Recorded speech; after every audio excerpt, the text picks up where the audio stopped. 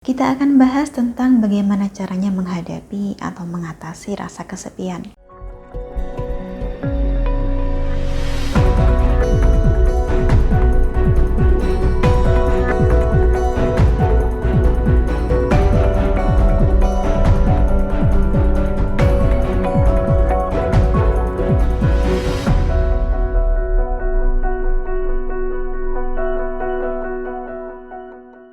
Salam Rahayu, dengan Dewi Sundari di sini. Apa kabar Anda? Saya doakan semoga selalu sehat dan senantiasa diberikan kemudahan serta kelancaran dimanapun Anda berada. Kali ini kita akan bahas tentang bagaimana caranya menghadapi atau mengatasi rasa kesepian, terutama bagi Anda yang sering merasa sendiri, misalnya karena tinggal jauh dari keluarga atau berjauhan dengan orang yang terkasih.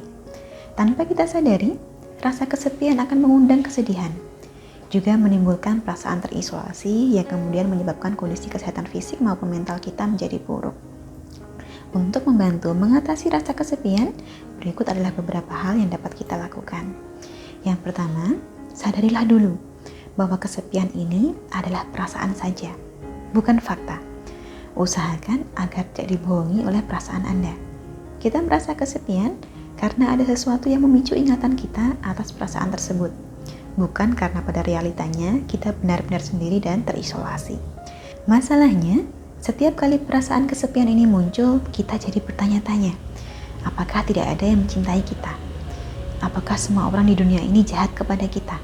Sehingga akhirnya kita sulit membedakan antara mana yang sekedar rasa dan mana yang fakta.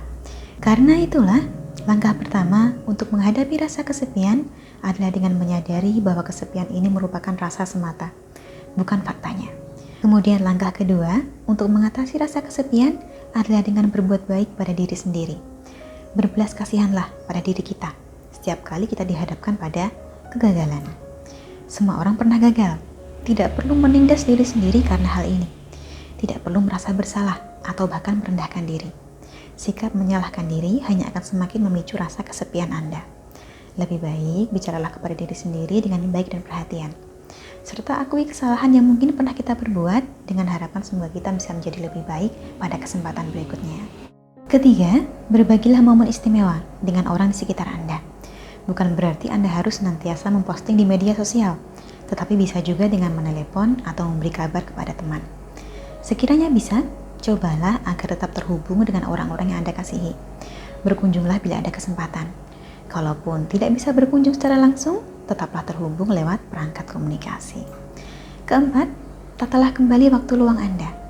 Ketika kita merasa kesepian, seringnya kita jadi ingin menyingkir dan bersembunyi. Padahal yang demikian ini justru akan membuat kita kehilangan hubungan sosial sama sekali. Lebih baik, mulailah menekuni hal-hal baru, aktivitas baru, agar Anda bisa mendapatkan dukungan sosial dari orang-orang yang berharga dalam hidup Anda. Yang kelima, berhentilah membandingkan diri Anda dengan orang lain. Cara paling mudahnya adalah dengan membatasi penggunaan media sosial. Seringkali, media sosial bukannya menjadikan kita makin terhubung, tetapi malah menjadikan kita makin kesepian. Karena kita jadi sibuk memikirkan apa yang dimiliki oleh orang lain. Padahal hidup ini bukan sekedar soal apa yang bisa kita dapatkan, tetapi juga soal apa yang bisa kita berikan. Ketika kita diserang rasa kesepian, cobalah untuk bersedekah atau melibatkan diri dalam kegiatan sosial. Yang keenam, hilangkan pikiran negatif. Berhentilah menyesali apa yang telah terjadi dan lakukanlah sesuatu yang berbeda dari biasanya. Misalnya dengan mulai berolahraga. Terakhir, atau yang ketujuh, rawatlah binatang peliharaan. Bila Anda tipe orang yang penyendiri, maka binatang peliharaan ini bisa menjadi teman yang menyenangkan. Selain membantu mengurangi resiko masalah kesehatan yang disebabkan oleh rasa kesepian, cara ini juga dapat membantu membangun keterampilan komunikasi kita. Tetapi ingat, lakukanlah secara bijak. Jangan sembarangan mengadopsi binatang peliharaan sekedar sebagai hiburan. Sebab bagaimanapun ini adalah makhluk bernyawa yang perlu dirawat, perlu dibesarkan, diberi makan, dan dipenuhi segala macam kebutuhannya. 7 cara inilah yang dapat kita lakukan untuk membantu mengurangi rasa kesepian dan kesedihan kita, agar tidak sampai berimbas pada menurunnya kondisi mental maupun fisik dalam jangka panjang.